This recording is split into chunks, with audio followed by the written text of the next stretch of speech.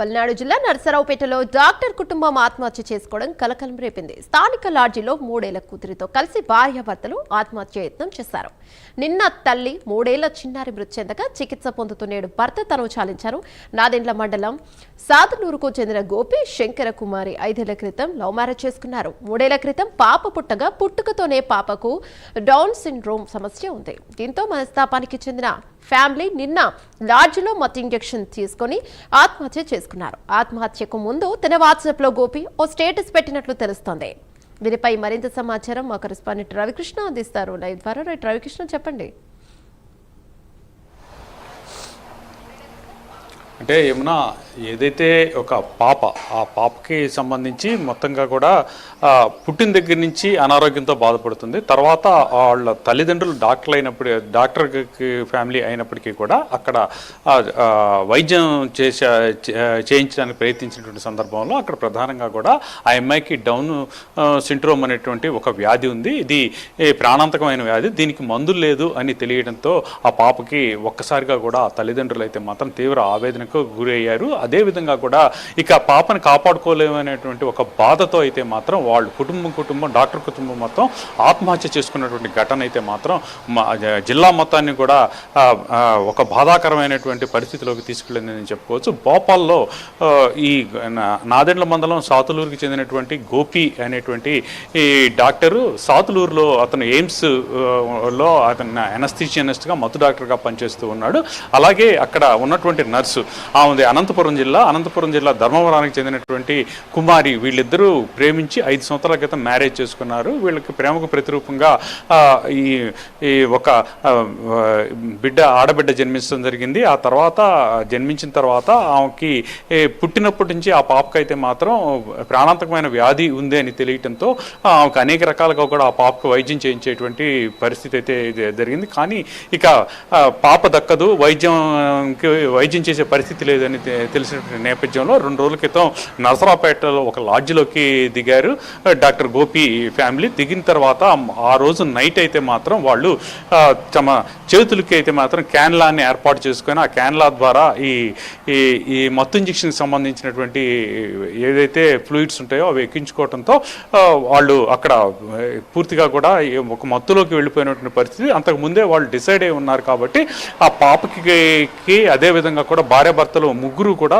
ఈ ఐవి క్యాన్లు ఏర్పాటు చేసుకొని మత్తు ఇంజెక్షన్లు ఎక్కించుకున్నటువంటి క్రమంలోనే తమ బంధువులందరికీ కూడా బై బై అని ఒక మెసేజ్ పెట్టేటువంటి నేపథ్యంలో వాళ్ళైతే తర్వాత ఫోన్లు చేసినా కూడా ఫోన్లు రింగ్ అవుతున్నాయి కానీ అవి రెస్పాండ్ కాకపోవడంతో ఆ ట్రేస్ అవుట్ చేసి నర్సాపేటలో ఉన్నట్టు గుర్తించి అక్కడికి వచ్చేసరికి అప్పటికే వాళ్ళైతే మాత్రం అక్కడ ఈ తల్లి అయినటువంటి కుమారి చిన్న పాప కూడా మృతి చెందారు. తర్వాత కొనవుపురితో ఉన్నటువంటి డాక్టర్ గోపిని అయితే మాత్రం పక్కన ఉన్నటువంటి ఒక ప్రైవేట్ హాస్పిటల్లో చికిత్స అయితే అందించడం జరిగింది. అందించినటువంటి తర్వాత ఈరోజు ఉదయం అయితే డాక్టర్ గోపి కూడా చనిపోవడంతో ఒక్కసారిగా కూడా సాతులూరి గ్రామంలో అయితే మాత్రం విషాద ఛాయలు నెలకొన్నాయని చెప్పాలి.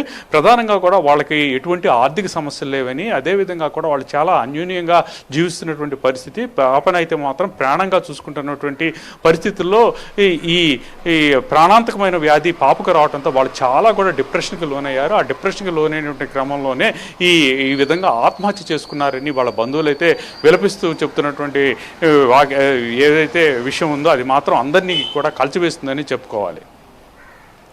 రైట్, ఇంకా బంధువులకు ఏమైనా అనుమానాలు వచ్చినట్టుగా చెప్తున్నారా? అంటే పాపకి వ్యాధి ఉన్నప్పటి నుంచి ఇలానే బిహేవ్ చేస్తూ ఉన్నారా, లేకపోతే సడన్ తీసుకున్నారా ఈ డెసిషన్ అనేది బంధువులు ఏమైనా చెప్తూ ఉన్నారా?